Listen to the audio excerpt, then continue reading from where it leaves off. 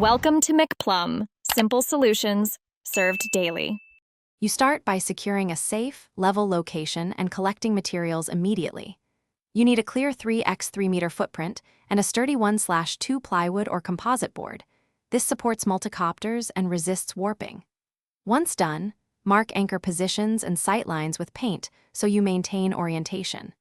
Make sure to pick non-slip coating and corrosion-resistant fasteners to prevent loose boards and slipping during wet conditions. This upfront attention avoids rework and improves takeoff consistency. You now assemble and secure the pad.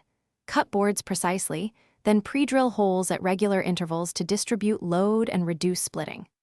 Once done, position the pad and fasten it using sleeve anchors for concrete or heavy-duty ground spikes for gravel.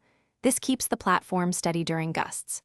Make sure to use shims to adjust for minor grade variations and check that the surface is within 5 mm flatness. This prevents uneven liftoffs and protects gimbal systems from sudden tilt.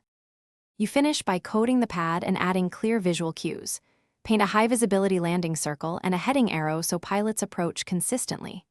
Once done, perform a progressive test. Approach, hover at 1 meter, then a soft landing, to observe vibration, flex, or movement.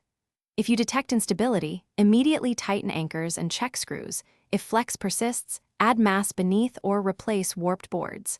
This troubleshooting prevents damage. By addressing hardware first, you quickly eliminate most common pad failures and restore reliability.